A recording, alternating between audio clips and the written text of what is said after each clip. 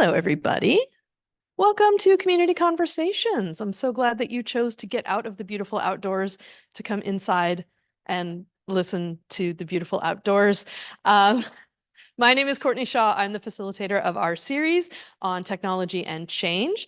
And when I put out the call for speakers this quarter, Heidi said, "Oh, I want to do something about hiking." It's like the theme is technology and change. She's like, "Yeah, no, I'm good." I was like, "All right." All right. So Heidi Bauer has been teaching English at Lower Columbia College for 17 years, and some of her favorite books include things like Cheryl Strayed's Wild and Henry David Thoreau's Walden. You'd think I'd know that one by now. Books like these have inspired her to take her own long walks in the woods, and these long walks have inspired her to simplify her own life, but with bonus technology. Now, she has completed the entirety of Oregon's portion of the Pacific Coast Trail. I think that deserves a little bit of applause. Please welcome Heidi Bauer. Hello. So I wanted to start by sharing with you sayings that are not mine. These are sayings pieces of wisdom that I have heard as I was walking on the trail, things that other people have said to me that I find especially valuable. They're really common sayings in the backpacking community. One is hike your own hike. And sometimes you'll hear that a little snottily. Fine, do it that way, but hike your own hike. But generally, it's meant in a very genuine fashion. We're all coming here for different reasons, for different purposes. We all have, we want to have this experience, but this experience looks different for all of us. So it's a really genuine sort of embrace of that individuality that I quite love. I won't explain, don't pack your fears just yet, because it's pretty self-evident. If you're afraid of it and you're putting it in your pack to try to mitigate that, that can be problematic. You hear that a lot, don't pack your fears. Don't quit on a bad day. I know I've heard that before, but I definitely heard it last summer. I was talking through some of the difficulties I was having. Things like, I have packed up my tent and it was wet from the night before and it is rolled up in its little sleeve and I am walking, but I know my little tent will dry soon enough as long as I can, set it up in the sun. And then as I'm walking, 4 o'clock rolls around and it starts raining and I'm like, oh boy, now I get to set up my wet tent in the wet. And then when I wake up in the morning, there are puddles on the inside and my little sleeping pad is now a raft. That's a bad day. And so when I was describing that to some people and saying, this is really rough, they're like, well, don't quit on a bad day. And I'm like, yes. Also, sometimes you're too far out in the wilderness to quit anyway. So, and then this last one, pack for comfort in camp or comfort on the trail. So it's not that you have to choose one or the other, go back to hike your own hike, but being intentional about which experience you want dictates what you put in your pack and to an extent which technology is really going to serve you. So I was just going to go chronologically. So I'm going to start with my first solo backpacking experience. It was in 2018. And one of the things I'll keep coming back to is this idea of setting your intention. What do you want to get out of this? And what I wanted to get was, can I do it? And can I do it by myself? So I went from Fish Lake, which is on Highway 26, around the base of Mount Hood, and to Warm Springs in the Warm Springs Indian Reservation. It's the Warm Springs River. So it was 4 days, 45 miles, and it was an out and back. So 22.5 miles out, 22.5 miles back. I just wanted to prove that I could. I had very little in the way of tech, very little in the way of gear. I didn't want to spend a lot of money either. So you'll find that a lot of my gear was borrowed. I think the only thing that was mine was the backpack and the sleeping bag. And the clothing I was wearing was mostly, what do I mind not mind getting dirty and smelly that will also keep me warm. So I had an old Enchanted Village hoodie that I always kind of hated. I had ski pants from that one time I learned to snowboard and gave myself a concussion. Kept me warm. They kept my butt dry and clean. And so I was just, packing things that I didn't mind getting wet and dirty. You can see a couple of snapshots that really get at the heart of the experience. Every night you camp is kind of like summer camp. It's not quite the solo experience you would imagine. There are certain places along the trail where it's just flat and white. People know that that's a place to camp. So people tend to congregate at night. It's quite fun. It's so much fun. Also, sometimes you'll be walking out in the middle of the woods all by yourself, just going along, and you might see a random pig's head sitting on a branch. Eventually, you might discover that there's a marathon running along the trail and the organizers have included many severed animal heads, but they will give you fruit. And you might cry when you see the fruit because you didn't bring any, and then they might think you had heat stroke and offer to give you some cold water too. So that might be your experience. So the tech included, and before I say what the tech included, I just want to take a step back because Courtney was sharing some of the hesitancy in talking about backpacking and technology. And as I was putting together this presentation, I started second guessing myself. And I'm like, wait a minute, is technology just electronic? Can I talk about gear? Gear's not tech, is it? And so I looked it up, and technology is the machinery and equipment developed from the application of scientific knowledge. Yes, equipment, that's good. And then I ran it by my brother yesterday, and I'm like, this is good, right? And he's like, Heidi, I'm an engineer, you're good. So an engineer says so, and therefore it is. So the one piece of tech or gear that I brought was the Catadine water filter, which you see there. It's good not to get Giardia. It's good not to get cryptosporidium. Both are waterborne things that will end your trek very quickly and send you right to the hospital. This will filter out both. It was borrowed, most of my gear was, and it is a pain in the holy you-know-what to operate. So you've got those two tubes there. So you connect the tube to each side and don't let them touch because one is dirty and one is clean. And then the little floaty right there, the little black thing on the end, you throw that in the water and then it bobs. Don't let it touch the ground because then it will clog the filter. And so once you get it bobbing in the right place and then it goes away because there's the current, you're reeling it back because it's towards the bottom again. You're like, okay, so got it. And then you take the other tube and you put it into your receptacle. At the time I was using a Camelback bladder, and I don't know, I don't have one today, but I have something that's equally floppy like that. I'm so good with microphones. So it's something like, floppy like this. So you're trying to open it. You're trying to hold it open while you've got that other tube in the water and you want the tube in the right spot. And then you put the tube in here and then it keeps falling out as it does. And it's of course like 7 in the morning and maybe 47 degrees. So cold water is sprinkling all over your legs. And of course there are mosquitoes because there's always mosquitoes. So you're like, and then you're, oh shoot, that was loud. Right, so and sometimes there are ticks. And in the meantime, once you get all that set up, then you've got to pump the water. So you need it like a seventh hand. But you don't get Giardia, you don't get cryptosporidium, you don't go to the emergency room. So that's a good thing. So what I learned in 2018 was you can do it and you can do it alone. And you don't really need tech, but it is nice not to get Giardia. So without the pump, you're essentially reduced to boiling water. And if you have any idea how long it takes to boil water, how much fuel it requires to boil water, and then boiling water is hot. So are you going to sit around and wait for that boiling water to cool before you put it in your stuff, or are you just going to carry hot boiling water? A water filter is a nice thing to have, even if you have to be like Shiva in order to operate it. So next summer, go hiking again. And I have a new intention. I figured out I can do it. So this time I want to figure out, I want to see how far I can go. I want to see what I can do. And I want to see what I can do without. And that's been my intention ever since. What can I do? What am I capable of? And what can I leave behind? What can I shed? What can I let go? So with this experience, my goal was originally to go from Santiam Pass to Cascade Locks. So it's down by Sisters in Oregon, Three Sisters Wilderness, Sisters, the town, Bend, like that, the high desert.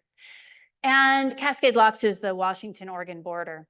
And it was I failed, obviously, because I ended at Timberline Lodge. I was thinking when I set up this trip, math is my friend. The whole trip would have been about 150 miles. 150 divided by 10 is 15 miles a day. Okay, 15 miles a day. Okay, so at a slow pace, people walk about 2 miles an hour. So 15 miles a day divided by 2, so 8.5 maybe hours of walking. There's 24 hours in a day. That's possible, right? 9 to 5 walking, that's easy. Take an hour for lunch, maybe walk 8 to 6, right? So it seemed really possible and I couldn't do it. I'm gonna give you a snapshot of a single experience to kind of get at why.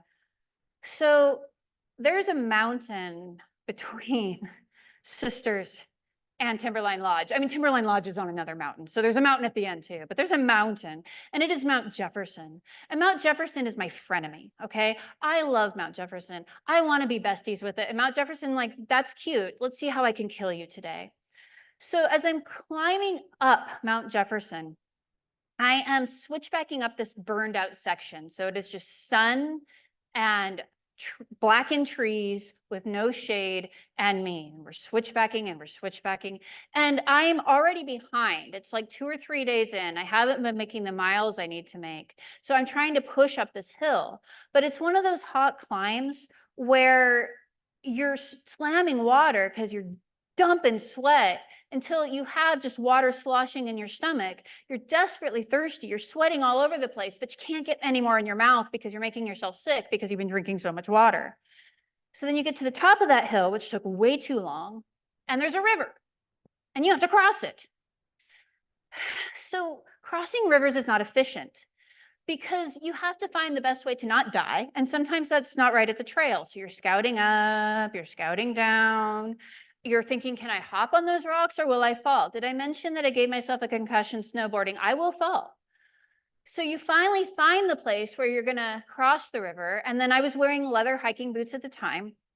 So I'm like, okay, waterproof boots means that if water gets in boots, feet get wet, feet stay wet. So you've got to sit down, you got to take off your boots, take off your socks. If you're smart, you'll remember to take out your shoe liners, put everything back on because crossing barefoot is asking to die.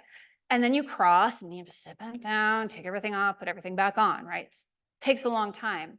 By the time I'm done climbing this horrible hill, crossing this horrible creek, which is fed by a glacier from Mount Jefferson, sunsetting, and I'm supposed to go another 5 miles. And I'm like, I don't know if I can do this. And I get to yet another burned out section, and I'm asking random strangers because the sun is setting and I still have to set up my tent. I'm like, I don't know if I can hang my food. Do you think there's any bear here? And they look around at this blackened landscape and they're like, probably not. And I'm like, oh, thank God. So I just set my food outside my tent, crawled inside, cried. I think I called home crying, being like, I don't know if I can do this. I am failing. I'm a failure. And so we agreed that instead of being picked up at the Washington border, I would be picked up at Timberline Lodge, which was 50 miles short of that, which gave me more time. And thank God, because Mount Jefferson wasn't done with me yet. The next day, as you crest the divide, you get on the other side and there's snow, so much snow. And you know what snow sits on top of? The trail. And you know what happens when there is snow on top of the trail?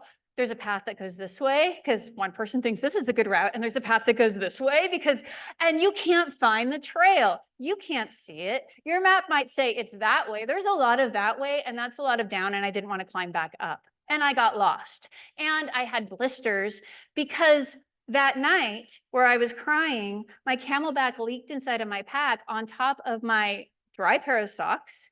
And the next day it started to rain. So I am in rain and snow with wet socks and blisters the size of my thumb, lost on a snowfield. That was my experience. That away from my mouth a little bit. So my tech in 2019 was a little bit more advanced, and some of it was, I don't know if it was a lifesaver, but let's just say it was really useful. The app on the left there is Half Mile, and it was free. I'm a big fan of free things. I've been called cheap by some people. And Half Mile is really lovely because, I mean, it's static, but it will tell you where everything is in relation to you. So for example, you see where it says PCT mile 12.33 in green, and then right above it, it says N 0.18 mile and then pipe gate. So that means 0.18 miles north of me, there's a pipe gate. And apparently 0.51 miles south of me, there is another pipe gate.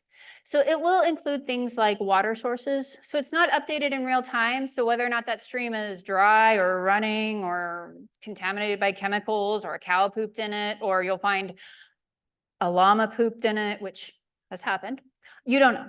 But you know at least where the things are, and you know in relation to you, and you can plan a little bit. This is 2 pounds of water. This will get me on a good day about 4 miles. So a liter of water for me on a good day, if it's not too hot, if there's not too much climbing, will get me about 4 miles. So I can start planning how much water I want to carry, because water is one of the heaviest things you'll carry. You know, it's not kind to blisters, carrying a lot of weight on your back. So this was useful for me. It also tells you where roads are. So if you did want to hop out, you at least know where the roads are. Still had the Catadine. And I learned something. So I had an old phone. I resist, I'm not an early adopter. I resist electronic technology. I'm one of the last people to do everything. When I turned in my phone to get a new one, they called out the manager and they're like, oh my God, look at this. I haven't seen this in so long. I learned in 2019, something that I think other people had learned maybe 5 years before, which is my phone has GPS. And on the GPS, it actually showed the Pacific Crest Trail. So that's how I found my way out of that snowfield. It was a desperate, random attempt because trails are small and you don't see them until you see them. It's easy to be from me to the other side of the room and have no idea where it is. So this was really useful to me. Yeah. Oh, yes. But the phone. One of the things about these older iPhones, I don't know if you remember the controversy or not, but their batteries are not the best. So, and batteries do not like cold. Did I mention I was in the snow? So I had some experiences where I was trying to get ready to, pack things up. I was eating my breakfast. I was charging my phone over there, and I'd look at my phone and the charge had decreased. So I'm like, holy moly, like it just saved me from a snowfield. I don't know what's next. I'm, calling home and crying, changing my ride, and my phone battery is dropping and I still have who knows how many days left, I think a week. So it was rather terrifying, but it was really helpful too. So what did I learn in 2019? Don't quit on a bad day, right? First of all, I couldn't. I was on the middle of a mountain. Nobody was going to extract me, but I'm glad I didn't. Also, you don't really, maybe you need tech. It's still nice not to get Giardia or Cryptosporidian. It's also really nice not to get lost on a glacier. And it's nice to be able to change your pickup location, say, I can't do 150, but I think I can do 98. And sleep with your phone, cuddle with it, keep it warm and close. And Matt Jefferson's not your friend. That's what I learned in 2019. So 2020, try to do the same thing, right? But this time I'm going to do it. I'm going to do the whole thing. San Ian Pass, down by Sisters, down by Bend to Cascade Locks. 148 miles, but I'm going to give myself extra time. I'm going to give myself 13 days instead of 10. We all remember what happened in 2020.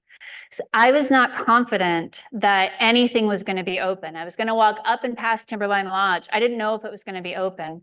So I needed to be 100% self-sufficient, which means I needed to carry 13 days worth of food with me so that I just could not rely that there was going to be food available anywhere. Things were opening and shutting at random. Well, very mindfully, according to experts, but it felt random, right? We could not predict. 13 days worth of food is a lot. I wouldn't necessarily say that, but every time I talk to a thru hiker, somebody who started in Mexico and is going for Canada, they're like, you did what? Apparently 13 days worth of food is a lot. So heavy on the back, right? So my pack is about as loaded as the pack is going to get. Let's see. Yes. So as I'm walking, I get about half a day in and my hip belt snaps. It straight up breaks. The buckle is broken. There is no fixing this buckle. And so I can stop then, right? I'm only half a day in. I can just turn around. And I'm like, oh, no, no, no. So I learned physics. I learned where the tension and the torque is, and I get duct tape, and I fix that hip belt 3 times a day for 12 and a half more days. So Hiedi learns physics. What else? Oh, yes. The last thing in terms of this experience that I thought was really useful to say out loud was with half mile, you can see where the water sources are and you can see how far apart they are. But you also learn that just through research that this one might be reliable, this one might not. So at the very end, there was a 17-mile stretch that was supposed to be bone dry. There was a spring, but it was supposed to be unreliable. So I was talking to people coming the other way, and I was like, so how's the water? So how's the water? And sometimes people coming my way, but faster, how's the water? Have you heard? So that top right picture is a note that was left to me by another hiker who had heard the situation on the water. And she had left it for me, just tucked in a sign. It had my name on it. And she was telling me what the water situation was up ahead. So half mile is great, but sometimes notes are just as good.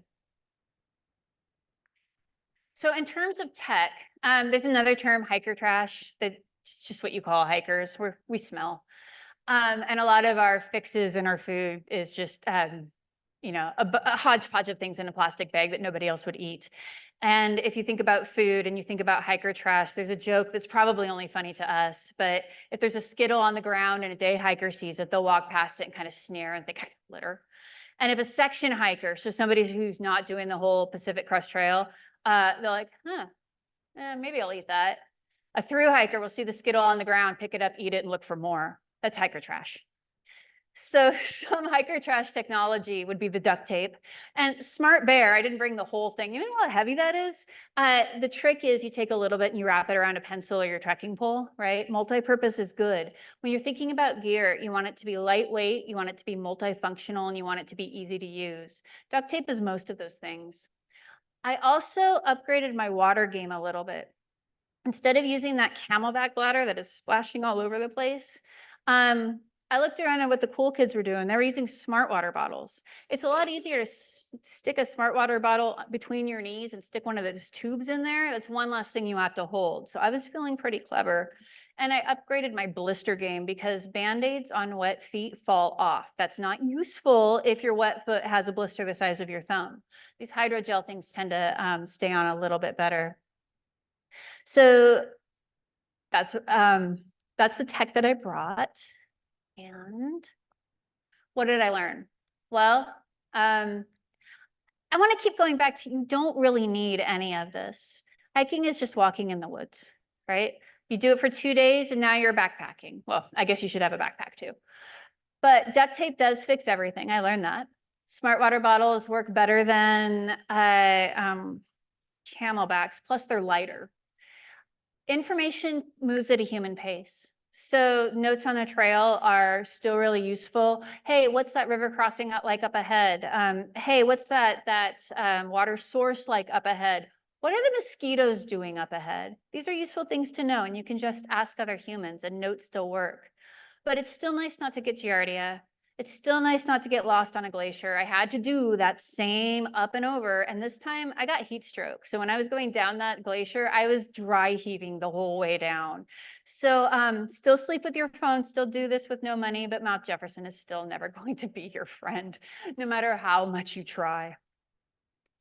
So in 2021, so I have a broken hip belt and my phone has died. Like, it is so old that it is not functioning with apps like Amazon. So basic apps like Amazon and Airbnb, it's not working anymore. So I had to upgrade my phone and I needed to buy a new pack because my other one was broken.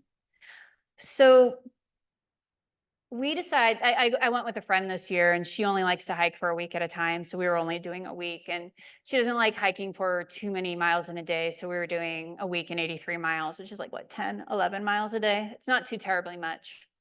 And we didn't even know if we were going to be able to go this year because it was the year of fire. And I'm sure none of you have experienced any fire if you've lived on the West Coast in the last, let's say, 5 years. So we wanted to start at Crater Lake, but there was an active fire burning just south of it. And so that's a picture on the right there of our starting point. And the little arrow is pointing to where the fire was actively burning when we started. So we could see it from where we started. We were walking the other direction, and I'm sure we would have outpaced it completely if it had decided to follow us. So it was the year of fire. I was going not alone, but with a friend this year. And I had new tech. So I still had half mile, and I learned something kind of cool about it. Again, slow adopter. Sometimes it takes me a while to figure things out.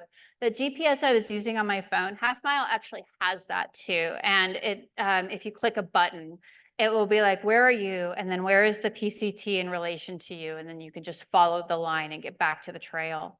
I actually use this at home. I take all my old hiking boots and I plant plants in them. And then I use my half mile app and I orient them towards the PCT. So they're walking across my side yard back to the trail.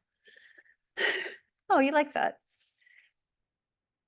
So I also upgraded my gear because I went to REI to buy a backpack, and REI is my dream place. I left with a lot more than a backpack. So I bought a new tent. This is my little tent buddy. And it was a complete spur of the moment decision. He's very light. He's 14 ounces, I think. And all I knew was this was on a clearance sale and it was a price I could afford because lightweight stuff that's easy to use and durable is not cheap. So I bought this on a credit card on clearance, and that's a picture of it all set up.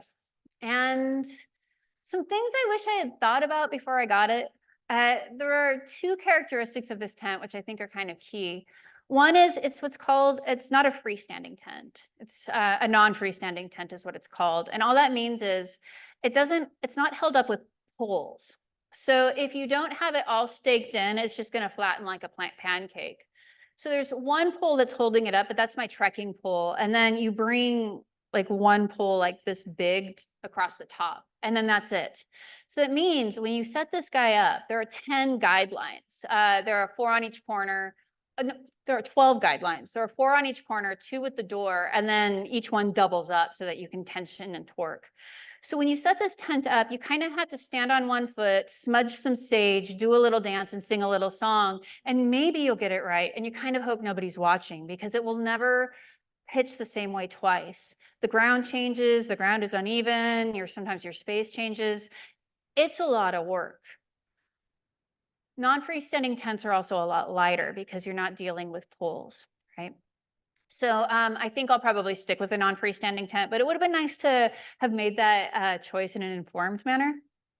The other thing that this tent is that I think is important to lay out is that it's what's called a single walled tent. And single walled tents are lighter, that's nice. And what that means is that there's just one layer, not two. So if you think about a regular camping tent with a rain fly, you've got that big screen mesh, and then the rain fly is on top of it. What happens when you have that is any condensation from, all that moisture that your body expels at night through your skin and your breath, it will go through the mesh, it will hit that rain fly, and it'll drip off on the outside. A single pane tent, it's just that wall, so it will drip right back on you. You can work hard to ventilate it, but this little tent is small. It's about the size of my body. It's not much bigger. I can kind of sit up if I have pitched it perfectly. So what I ended up doing was wedging my smart water bottles between my sleeping bag and the wall of the tent so that I wasn't getting a little shower every time I woke up in the morning when I disturbed the wall and the little droplets cascaded on me, which isn't so bad on a warm day. In the mountains in the morning, it's not a warm day. So I had a new tent. I also got a new backpack because mine was broken. Mine's on the right there. And I also brought it for you today because this guy weighs 3.5 pounds. See what you just learn as you pay attention to these things? I know so much about weight of gear now. And a couple of features that this backpack has that makes it nice, and a couple of features that it has that makes it less nice. So it has a functioning hip belt, that's nice. And with the functioning hip belt, it's really small. So there's not a lot of padding there. And I was nervous about that at first because my original pack had a lot of padding, but smaller packs are lighter packs. Lighter packs don't need as much padding. So it kind of goes back to that, where do you want your comfort? Do you want it on the trail or do you want it in the camp? Smaller packs hold less, but they're lighter. So, and when they're lighter, they have less padding. They're therefore lighter, and it's a nice non-vicious circle. Another thing that this pack has, it's got the hip pockets, which are really nice. They fit right there. You can jam a phone in there if you're mean. And they have side pockets right here, which are also really nice. Although this one, and I'm not going to put it on because it's going to bump the mic and then we'll all be sad, but the hip pockets are too far back. So it meant that every time I needed to reach my water bottle, which is stored in the side pockets. Why? Because I'm a conformist and all the cool kids do it that way. I saw all the thru hikers doing it and I'm like, I want to look like them. So now I put smart water bottles in my pockets and I feel arrogant about all the people who don't. I'm like, amateurs. Because apparently I'm incredibly judgmental. Quietly, hike your own hike. So you can't reach the smart water bottles back there, and maybe that's karma. So every time I wanted to get a drink, I would either have to stop and take off the whole pack and drink, or make a friend and be like, can you And then can you put it back, which feels incredibly obnoxious. So again, if you're thinking about the amount of time it takes to do everything, everything is slower, including getting your drinks, right? And if you're climbing one of those switchbacky hills, you're drinking a lot, you're going to be stopping a lot. And maybe you wanted to take that break and maybe you didn't. So it's got the side pockets, it's got the hip pockets. It's got a 48-liter capacity, which is small for a pack. Most people go a lot bigger. This one was on clearance, so I went ahead and held my nose and was like, I'm going to try it out. My last one was 65, so it was a significant shrinkage for me. But it also was an external limiter on how much I could bring, and I thought that would be really useful because not my choice, it's got to go, I can't fit it in. And the last characteristic of the pack that I think is kind of useful to know about that I wish I would have known, again, is this is what's called a brain, the top of the pack. And it's got the little zippery thing here and a pocket here. Pockets weigh ounces. Zippers weigh ounces. You can choose to get a pack without a brain, or you can even choose to get a pack with a removable brain. So if you like the extra pockets, I would keep my wallet in there. I'd keep my permit in there. Things that I didn't, my battery pack for my phone. So things that I didn't need to access all the time and I just kind of wanted separate, I would keep in there. With the removable brain, you could leave your stuff in camp and take the brain and use it like a wallet if you wander into town. But they weigh more because pockets add ounces and zippers add ounces. So it's kind of a trade-off. So you want to think about, again, pack for comfort in camp or pack for comfort on the trail. What do you really want? What do you really need? All of the gear choices are so overwhelming. These are just things that I wish I would have known to consider before I bought. There's also in the pack, I upgraded my water filter game, finally. So my water filter was now a smart filter. I would keep it in the side pocket with my Sawyer filter. I would keep it in the side pocket along with my water bottle. And this is much smaller and easier to use than that horrible octopus monstrosity I showed you earlier. So all you do is you take it. You usually have two bottles. You have a dirty one and a clean one. So you scoop up the dirty water with your bottle. You screw the filter on like this. And then you drink. Like a little baby. Or you squirt it into your other bottle. And then you always have clean water. It's a lot lighter, it's a lot easier.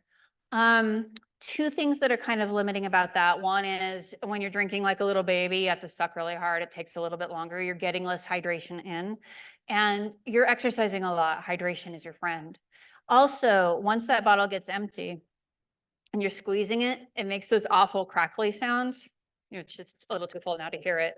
But imagine you're filtering your water first thing in the morning for your coffee, and there's like 3 tents around you, and they're all still sleeping, and you're like, crackle, crackle, crackle, crackle. So it's a little embarrassing. But in terms of upgrading the filter game, I don't know that I'm ever going to go back from the Sawyer, and it only weighs 3 ounces. The Katadyn water pump weighed a pound. So as you upgrade your gear, you tend to it tends to be much lighter. And sometimes that water filter is not necessary at all. So what you see there is, you can see the water filter in the side of my pack, but you can also see that that's a tremendously large water cache. There's this wonderful trail angel, and I'll circle back to him later, named Devilfish, who goes up and down the PCT.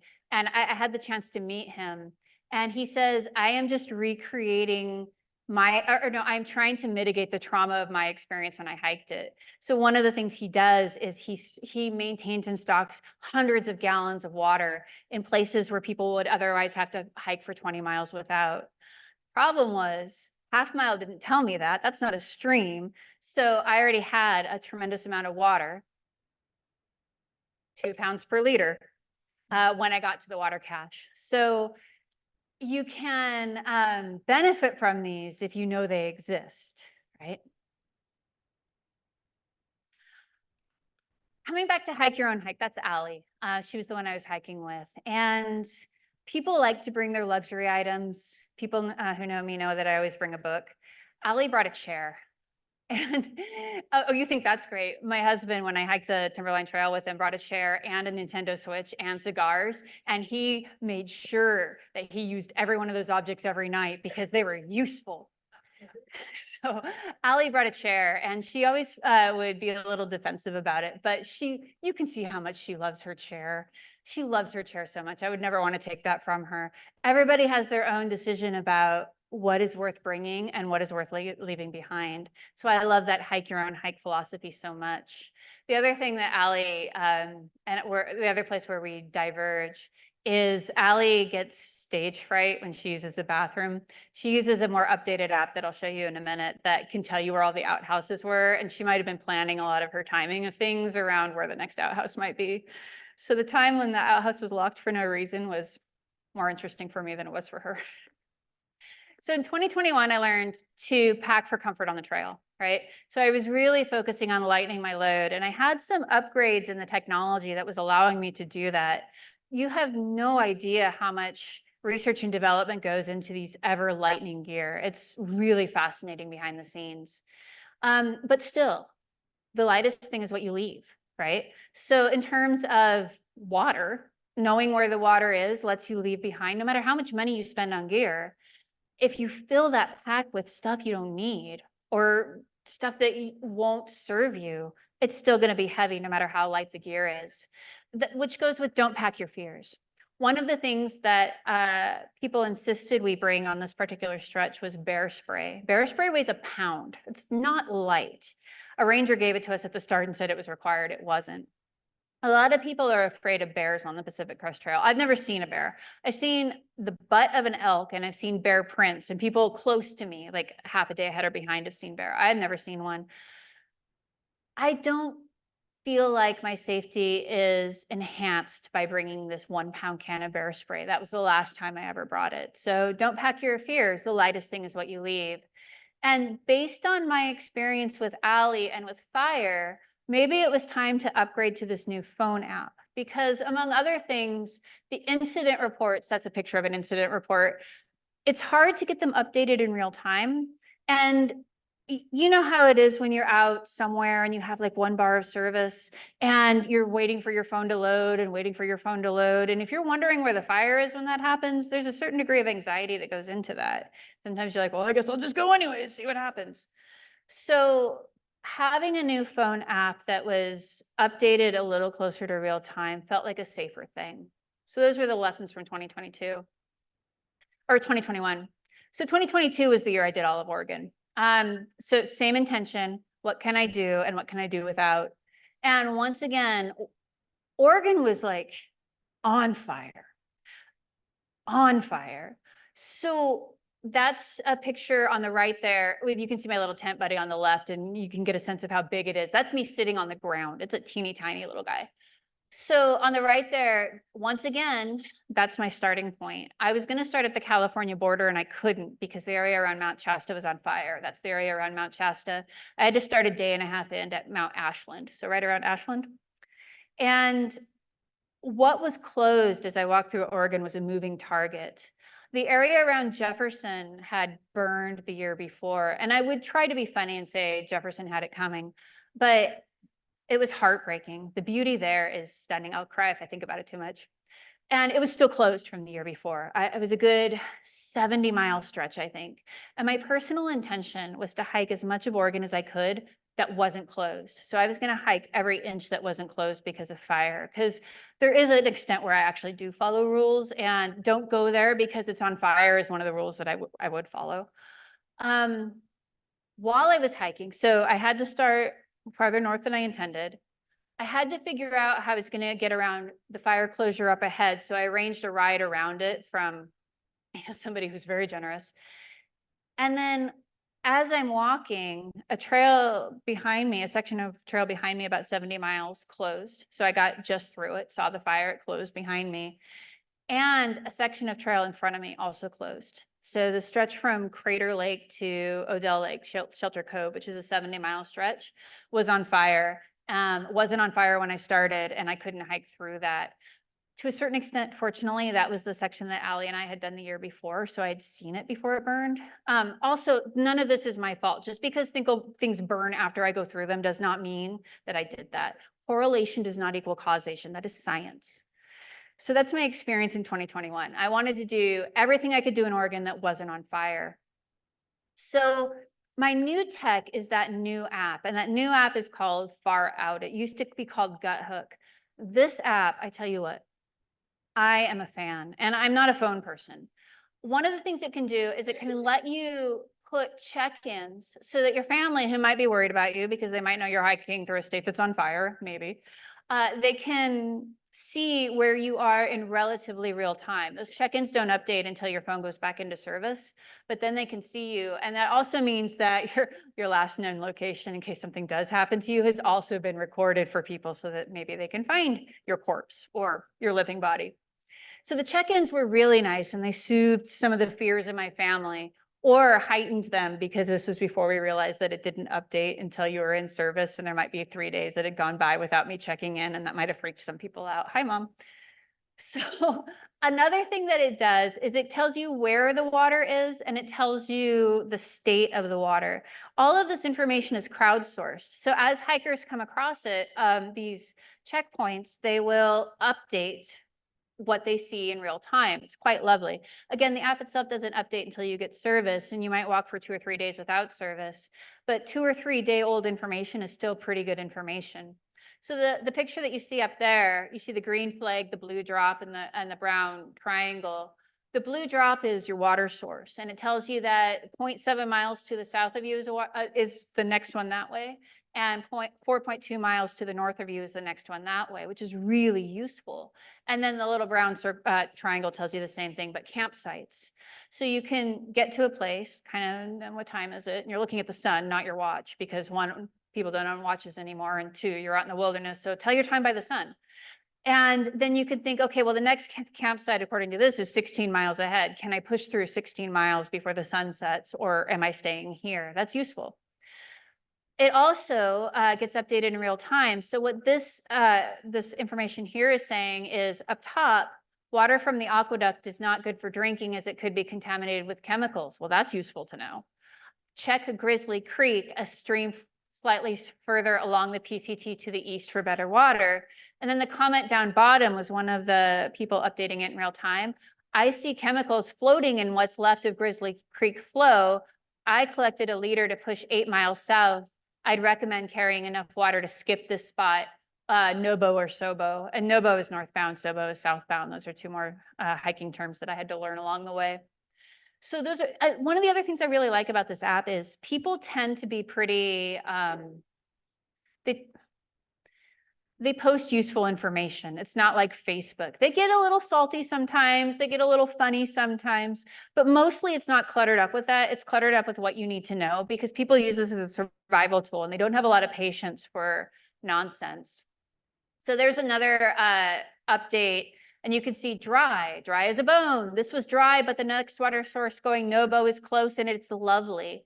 And you can also check the dates of those things. So you can see, okay, I'm hiking in July. What was happening last July if nobody has updated it? And you can get a pretty good sense of the reliability of your water source. Did I mention water weighs 2 pounds a liter? Did I mention that? It's good to know these things. It's also really useful when you have to cross a stream like Milk Creek here, which is also on, wait for it, Jefferson. Did I mention Jefferson likes to try to kill me? And you can get a sense of time of day that it's useful for crossing. So people will say, I crossed at this time. Here was my experience. Turns out later in the day is bad, because a lot of these streams are glacier fed, and the snow melt all day long will cause the river to rise and the force to flow more vigorously. It can also tell you, here's where we went to find the right stream crossing. So we recommend going upstream this far and there's a log, or go downstream this far. So you're not taking half an hour, 45 minutes trying to figure out, where you're not going to die. So this one here, you've got up top there, Jefferson Park is closed now due to fire. So people will update you on fires. And then people got a little funky. So showed up with a cereal and spoon. This was called Milk Creek. Way let down. Tons of cold water though. And then at the bottom, that one is more useful. So agree with more stuff to see. 2:30 p.m. after the morning rain, poor planning, easy wet cross at the wide part, right at trail near Big Rock. Sometimes the rivers that you're most scared of are actually no big deal at all. And you can get a sense of that as well. I did Washington state last summer. And when I was going up and around Mount Adams, there's another stream that people are really worried about. And people on the app were saying, I didn't even get my feet wet. It was just a rock hop that even I could do. So I mentioned that people are pretty good about not shaming each other or getting a little crazy on the app, but there is one thing that they do. If they see it, they'll call it out, and I actually really appreciate it, and it's leave no trace principles.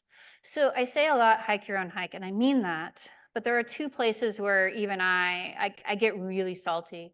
One is if you're violating most leave no trace principles, including putting your tent in a meadow. Don't do that. Those meadows are fragile.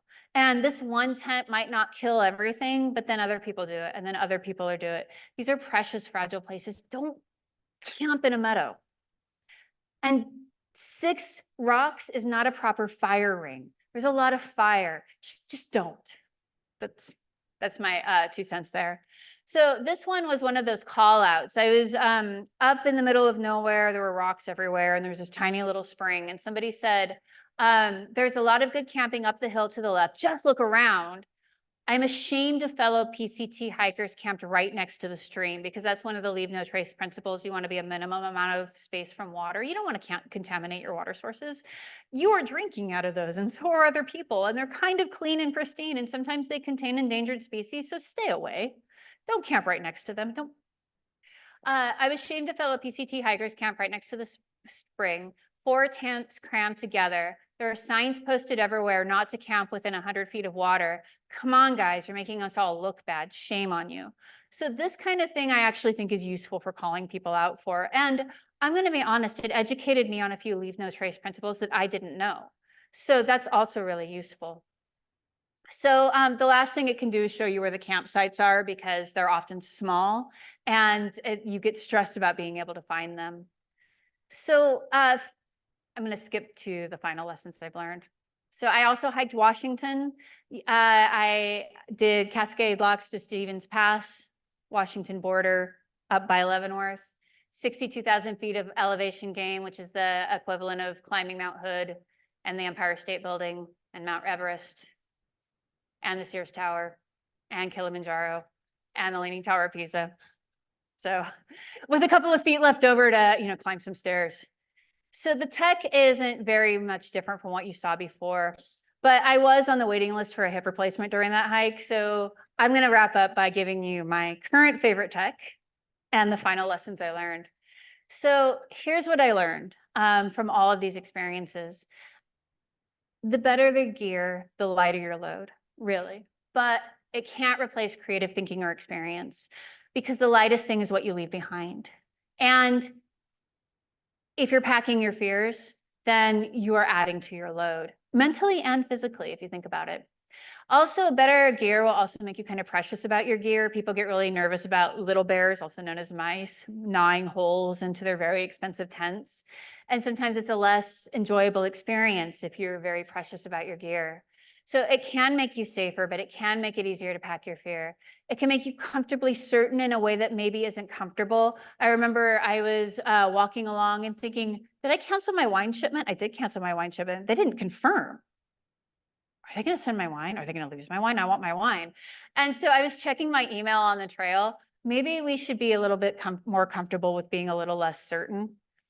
And it can make it easier for you to quit on a bad day, because you can just reach out to Trail Angels and say, help, please, I want out.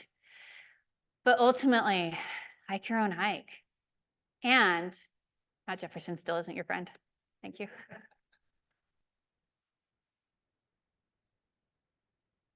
All right, we have a couple minutes. We could do a couple questions if people want.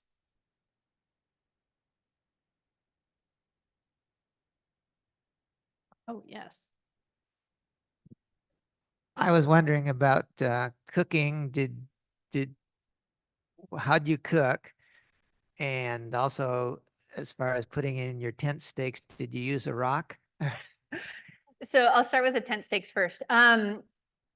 I definitely used a rock, and on social media, somebody was complaining about some tent stakes that they had stomped down with their foot. most people wear trail runners now. That's what I have on right now. This is actually the outfit that I hiked in. You might have seen parallels with some of the pictures. And the tent stakes will go right through your shoe if you do that. So yeah, pounding them down with a rock is good. And in terms of cooking, some people will go really light, pack for comfort on the trail, and they'll do what's called cold soaking. So Talenti is a gelato brand, and the Talenti jars are really famous for you throw your food in there with some water, you kind of let it marinate in your pack all day, and you've got food at the end. I found that I really want a hot meal at night. So I have a little backpacking stove that I heat water in, and then I just bring dehydrated meals, eat half of them, take the other half, put it in a tortilla, call it a burrito, and have it for lunch the next day. Hey, Heidi. Hey, Chris. Great talk. Thank you. I have a question. So, going back to that notification in the Far Out app about camping near the water, Mhm. made me wonder, did you find out whether almost everyone you encountered was using the Far Out app, or is it possible that people that are screwing up that badly are not using so they never see that shame on you note? So I learned about the Far Out app from other thru hikers. This is where I learned about most of my gear. I'm like, hey, what's that? That's neat. Tell me more about that. And that's how I got pretty much everything I have. I am trying to think of an exception to a thru hiker. Somebody starts in Mexico and gets to Canada who does not use Far Out, and I cannot think of one. People who do lashers are long ass section hikers. So I think I'm a lasher. And lashers tend to use it too. I think people who are doing shorter backpacking trips, maybe not. And day hikers, probably not. But the vast majority of PCT hikers on the PCT are using Far Out. It's called Far Out now. And they would see it. All right. Well, thank you so much to Heidi for sharing your knowledge here, and thank you for joining us. And I want to remind you that next week we're going to be welcoming the Fighting Smelts to come here and give a little sample debate for us. So please join us then. Thank you all.